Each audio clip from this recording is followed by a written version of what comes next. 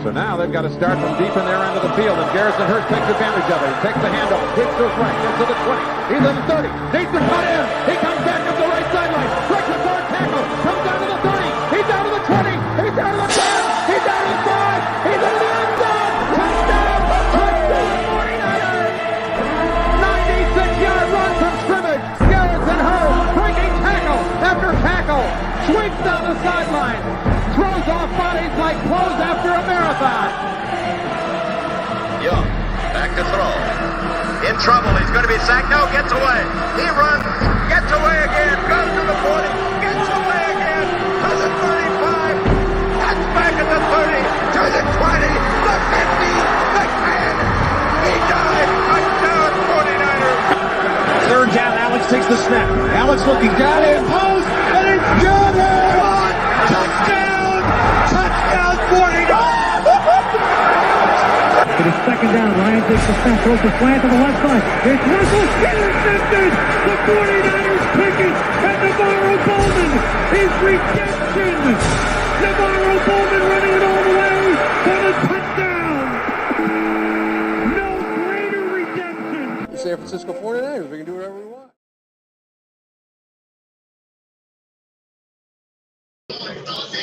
Click, click, boom! What's going on, faithfuls? It's your boy Mike from the Nothing But Niners crew. Guys, it is day 24. It's officially the 24th of March. We are in the midst of March Madness. My bracket is done. It's done. I had both of the K teams making it far, Kentucky and Kansas. Neither one of them made it to the Sweet 16. It's over for my brackets. It's fine. Ali, you won. We made a bet on air 2 or 3 days ago. And first 3 drinks are on me when we get together this year for a game, all right? So, Ali, you won the bet. But, guys, we are going to get to some questions. Load them up in the chat. Don't be afraid to type as many as you want, guys. I will get to them all as fast as I can. Well, within 15 minutes. All right, so let's go ahead and get to it. Mark is first on deck. Salute to you, Mark. Thanks for everybody who's watching right now. What's the best and worst case scenario for the 49ers night 1 of the draft? Best case scenario is one of these top 6 tackles fall to 31. I don't see it happening.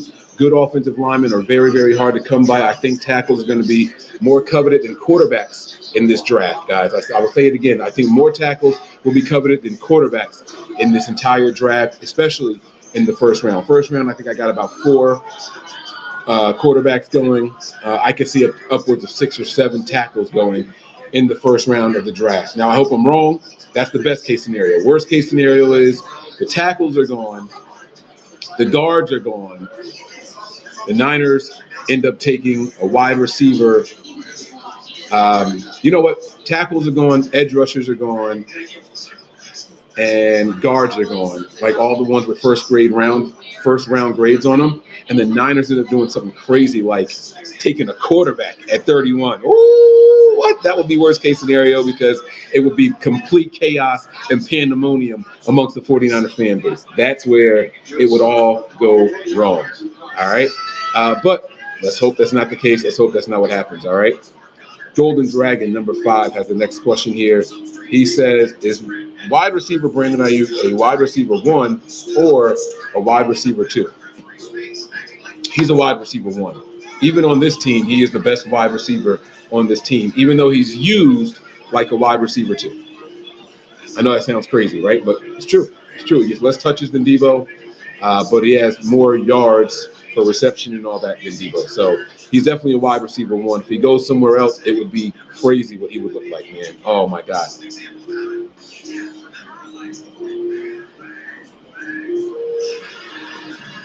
All right, here we go. Mark is back to back. I was reading Golden Dragon's next comment, but that is not a question. It's more of a statement. I'm going to try to stick to just the questions. With Hargrave being on the wrong side of 30 and so many players on the D-line being on 1- and 2-year deals, is edge and defensive tackle being selected in the first 2 rounds out of the picture? Absolutely not. Year after year, the 49ers throw their top resources at the defensive line. We should not be surprised if they do it again. Look at the big names, the big splashes we made in free agency this year. So far, defensive line is the big one. Look at what we did last year. Javon Hargrave, defensive line was the big one. Go back to all the first-round picks that we've made the last couple of years. It's usually a defensive lineman. right? You look when we had our first pick was at 99. It was Drake Jackson, right? The Niners just throw their top priorities at the defensive line. Do not write it out. Don't count it out at all. I wouldn't be surprised, and that's why when I answered the very first question about best and worst case scenario, I had to go from tackle to defensive line to guard, because those are the two positions, tackle and edge, that the Niners are going to be looking at. And they'll go defensive tackle too if a top one is there. Ice 21 Niner asks, would you ever go skydiving? No, not interested in it. I don't need that kind of thrill. I don't need that kind of rush in my life. I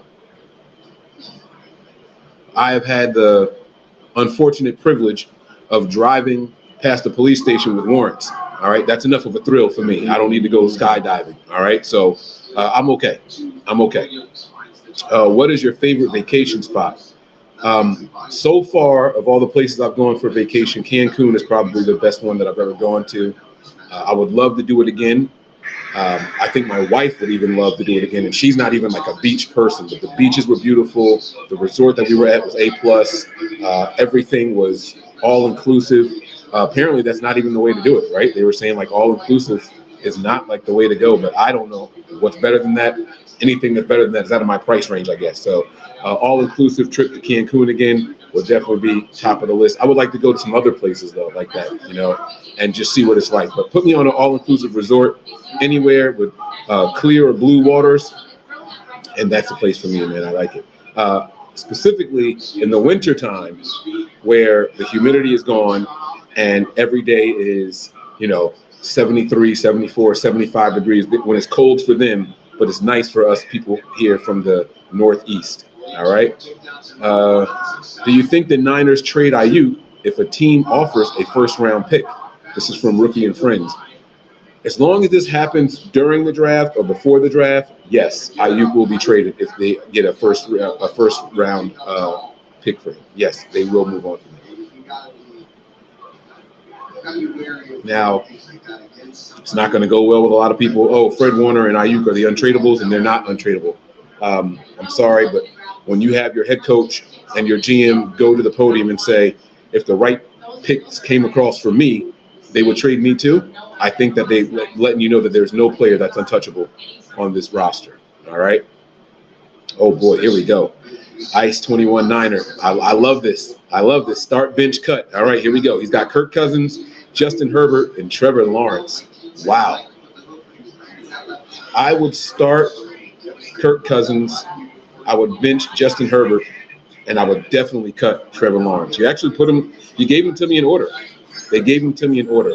So nothing really fun there. I think Kirk Cousins is more consistent. I understand about him in primetime games and all that stuff, but that's play call. There's a lot that factors into that, and he has won some games in primetime. Justin Herbert, I feel like Justin Herbert is becoming the new Aaron Rodgers, where it's always someone else's fault other than his why the team can't be successful. He's had weapons. He's had good defenses. He had good offenses, good offensive lines. I don't know what else they want to give this kid. So, it is what it is. All right. Keep the questions coming, guys. Type them in there. I'm going to get through them. All right. Mark says here, are Kalia Davis and Kevin Gibbons in line to start next to Hargrave with so many new faces in the defensive tackle room, especially with Collins and Elliott being more pass rush oriented than run stop oriented? I don't know that to be true. Actually, I hope not. If those two are the guys that are up next, then I think that we might be in a little bit of trouble. I think Collins is actually in line to be the next starter.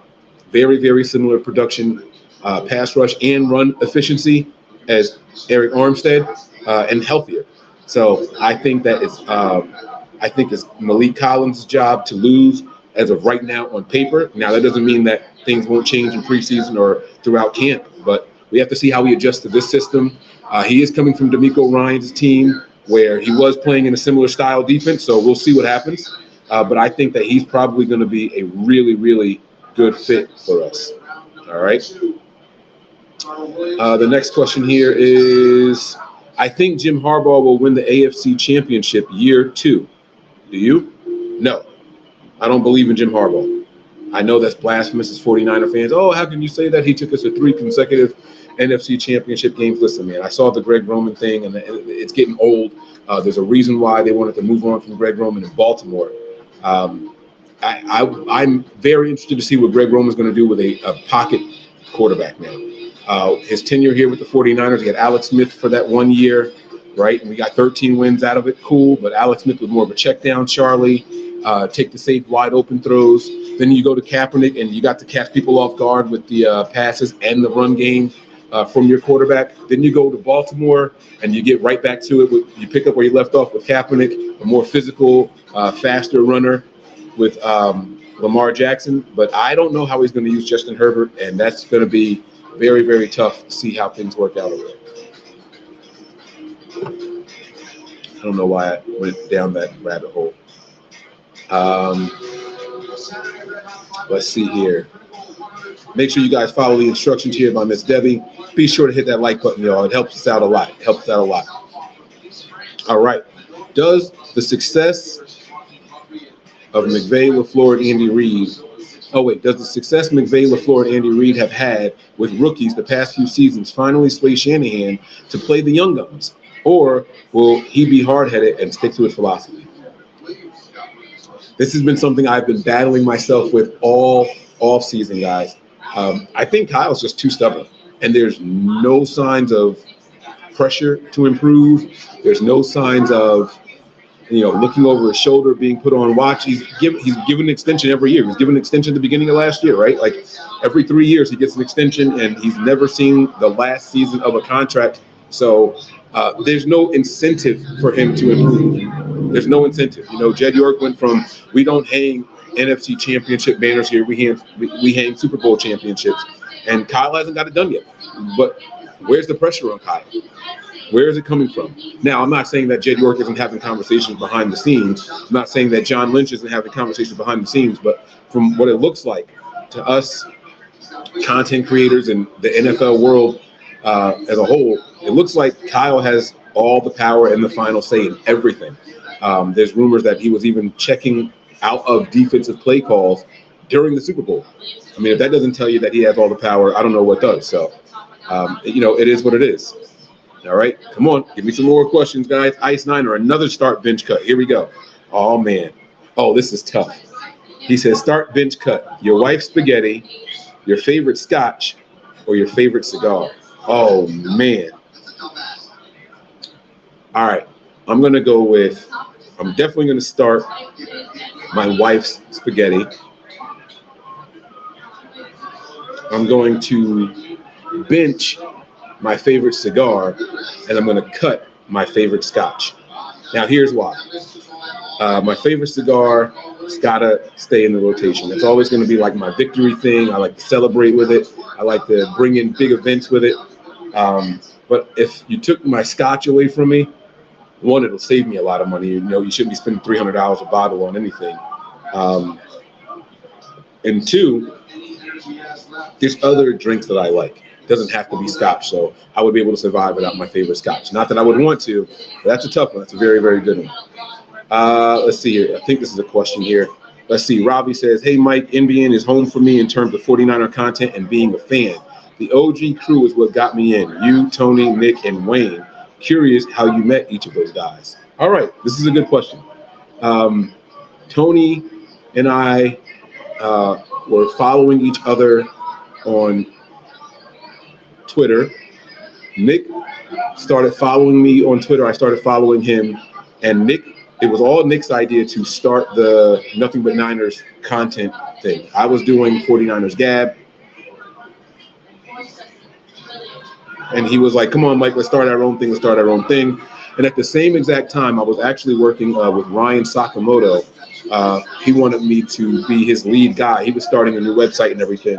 And I was like kind of stuck between going with Nick or going with Ryan, going with Nick or going with Ryan.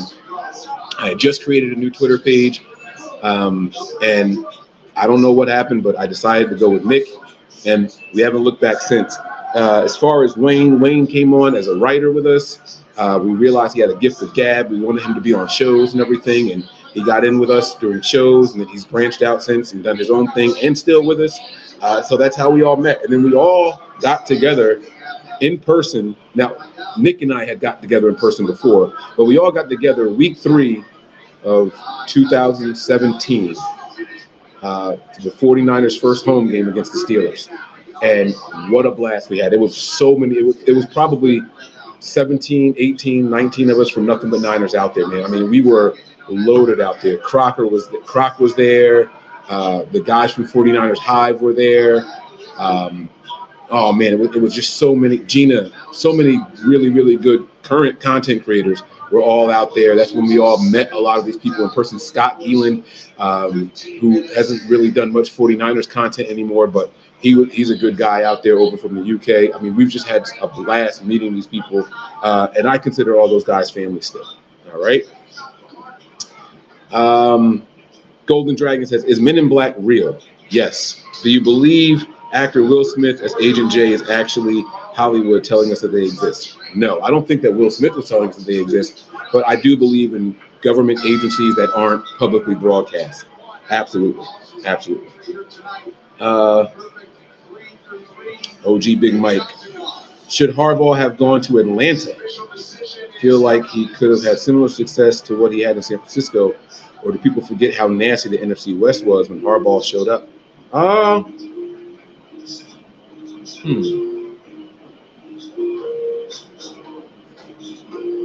I think Harbaugh likes the West Coast, man. I really, really do. I can't say he should have gone anywhere. I mean, what he's going to do remains to be seen. So I'm not going to say he should have gone anywhere. I think you just follow your gut. You know what I'm saying? You just got to do what you got to do. I would say I wish him all the best, but I don't. I love hating on Harbaugh, and it's a healthy hate, right? Like kind of like how you hate on the Seahawks. I hated the Seahawks because they were so good, right? So it's a healthy hate. Wherever Jim goes, he has a very good level of success. So it's healthy to hate on him. That's all. It's just healthy to hate on him. All right. Mark doubles up here. He says, any new pre-game, in-game rituals you plan on adopting this season? This is a good question, man. I have thought about changing up some of my pre-game rituals, including what time we start shows, what we cover in shows, and things like that. I have thought about that. You know, I was thinking about bringing back. We had this segment a couple years ago called Behind Enemy Lines, and I had a lot of fun with it. It was one of our least viewed shows because people hated hearing from the opposing team. However, if we were to do that game day morning, pre-game, that person will be able to give us up-to-date injury news and things like that. And I'm thinking about bringing that back. I am strongly thinking about bringing that back. So we'll see. As far as in-game experiences, I'm still going to be live on my Patreon page. The Patreon buckets and the tiers, the prices are going to be changing for the lowest one. Everything else I'll probably leave the same. I may even eliminate the middle tier. So it might only just be 2 tiers, but I'm going to have to change it up a little bit this season. So that is going to be the only change for in-game rituals. As far as like clothing, I like to wear something Niners all the time. I try not to wear a jersey of a current player, but I might be changing it all up this year. I got to see how I feel. I'm going to practice during preseason and see what works, and we'll go from there. All right. And then let's see if there's any other questions. Let me see here. There's one more here, and then this will be the last one for the night. Start bench cut. Darius Toney, Ronnie, the chosen one, Anderson, or Chase Claypool. Ugh. What are you like torturing me here, man? This is like, would you rather eat shit, lick shit, or rub it in your eyes? Like, I don't want to do any of this. But all right, let's play this game. I would start Chase Claypool. I would bench Ronnie Anderson, and I would cut Kadarius Toney. Kadarius Toney just doesn't seem to put it all together. He's quite a physical specimen, but it's not what it is, man. It's not what it is. And Robbie says, any home games you plan on attending this next season? I do plan on attending a home game, but I don't know which one. It's all going to be based off the schedule. I have a daughter who's turning 10 this year, which means I get to take her to a game, and I would love to take her to a Niners game in December at home. I got to see what happens. Her birthday is kind of in the middle of the month, so it's going to be tough, but I don't know what the schedule is going to be like yet, so we have to see. All right? And Peachy, thank you for checking in. Love you too, sis. Hope all is well with you. Hope you're feeling good over there. But guys, that's going to do it for tonight. I want to thank you all for watching. And I will be posting a Patreon show a little bit later. So maybe I'll post it tomorrow. All right. But you guys know the deal already. Stay faithful out there, guys. Prepare for glory. Anticipate pain. But always, and I mean it, guys, always remain faithful. Don't let anybody change that about you. All right. Well, I'll see you guys soon. Peace.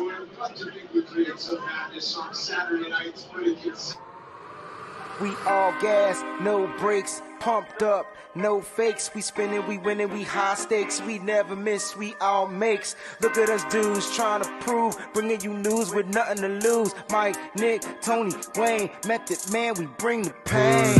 Hey, see, I'ma confess it. We under the pressure. If you looking to find us, we them nothing but Niners. Niners. We nothing but Niners. We nothing.